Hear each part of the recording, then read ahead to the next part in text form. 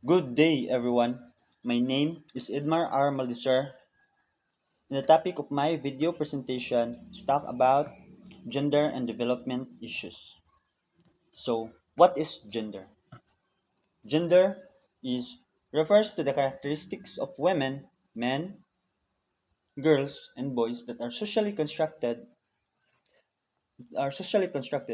This includes norms, behaviors, and rules associated with being a woman, man, girl, or boy, as well as relationships with each other as a social constructed.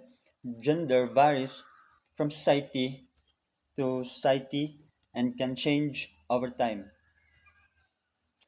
Next is what is gender and development? This is refers to the development perspective and process that is participatory and empowering, equitable, sustainable, free from violence, respectful of human rights, supportive of self determination, and actualization of human potentials. Gender is an important consideration in development. It is a way of looking at how social norms and power structure impact the lives and opportunities available available to different groups of men, women. Globally, more women than men live in poverty. Gender inequality. Gender inequality is a discrimination on the basis of sex or gender, causing one sex or gender to be routinely privileged or prioritized over another. Gender equality is a fundamental human right, and that right is violated by gender-based discrimination. 10 causes of gender inequality. First is uneven access to education. Around the world, women still have less access to education than men. One fourth, one fourth of young women between 15 to 24 will not finish primary school. That group makes up 58% of the people that not completing the basic education. Of all the illiterate people in the world, two-thirds are women. When girls when girls are not educated in the same level as boys, it has a huge effect on their future and the kinds of opportunities they'll get. Second is lack of employment equality. Only six countries in the world give women the same legal work rights as men.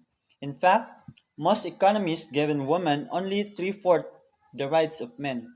Studies show Studies show that if employment became a more even playing field, it has a positive domino effect on other areas prone to gender inequality. Third is job segregation. Job segregation, one of the cause for gender inequality within employment is the division of jobs. In most societies, there's an inherent belief that men are simply better equipped to handle certain jobs. Most of the time, those are the jobs that pay the best. This discrimination results in lower income for women. Women also take on the primary responsibility Ay,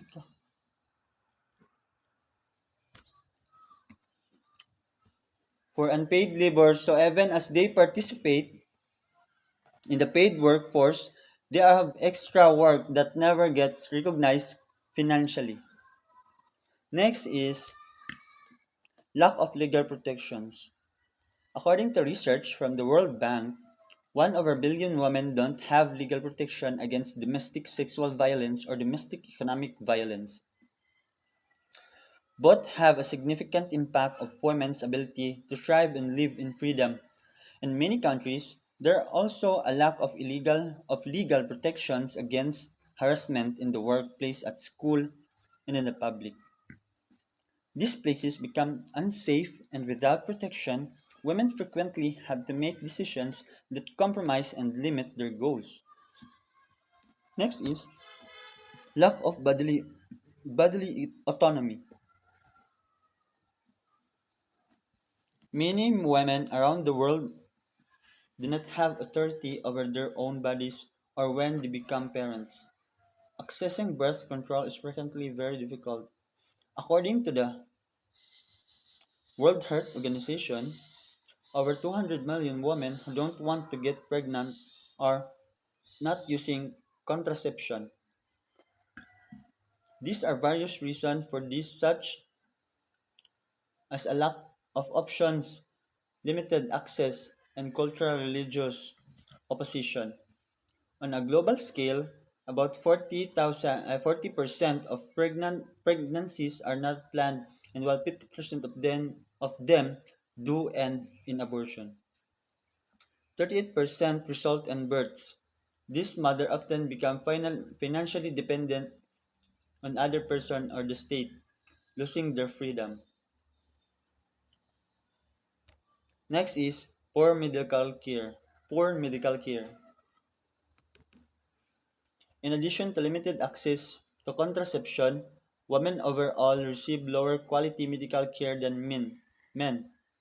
This is linked this is linked to other gender inequality reasons such as a lack of education and job opportunities, which results in more women being in poverty. They are less likely to be able to afford good health care. There also been less research into diseases that affect women more than men, such as autoimmune disorders and chronic pain conditions. Many women also experience discrimination and dismissal from their doctors, broadening the gender gap in health quality.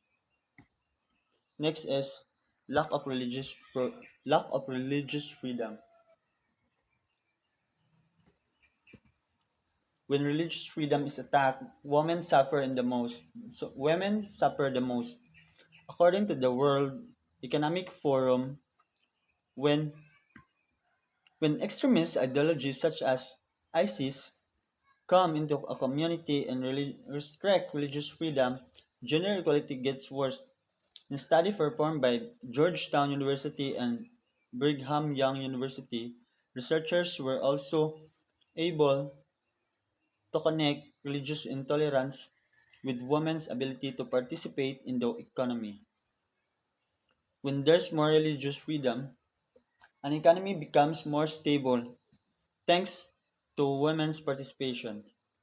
Next is lack of political representation. Of all parliaments at the beginning of 2019, only 24.3% of seats were filled by women. As of June of 2019, 11 heads of state were women. Despite progress in this area over the years, women are still grossly un- underrepresented in government and the political process. This means that certain issues that female politicians tend to bring up, such as parental leave and childcare, pensions, gender equality laws, and gender based violence, are often neglected. Next is racism. It would be impossible to talk about gender inequality without talking about racism. Yes, it affects what jobs women of color are able to get and how much they are paid, as well as how they are viewed by legal and healthcare systems. Gender inequality and racism have been closely linked for a long time. According to Sally Kitch, a professor and author, European settlers in Virginia decided that what would what work could be taxed based on the race of the woman performing the work. African woman's work was labor, so it was taxable. while work performed by English women was domestic and not taxable. The pay gaps between white women and women of color continues that legacy of discrimination and contributes to gender inequality. Next is societal mindsets. It's less tangible than some of the other causes on the list, but the overall mindset of a society has a significant impact on gender inequality. How society determines the differences and value of men versus women plays staring role in every arena, whether it's employment or the legal system of or healthcare. Beliefs about gender run deep, and even though progress can be made through laws and structural changes, there's often a pushback following times as major change it. It's also it's also common for everyone, men and women, to ignore other areas of gender inequality when there's progress, such as better representation for women in leadership. This type of mindsets prop up gender inequality and delay significant change. So that's all. Thank you for listening. That's the end of my topic. Thank you.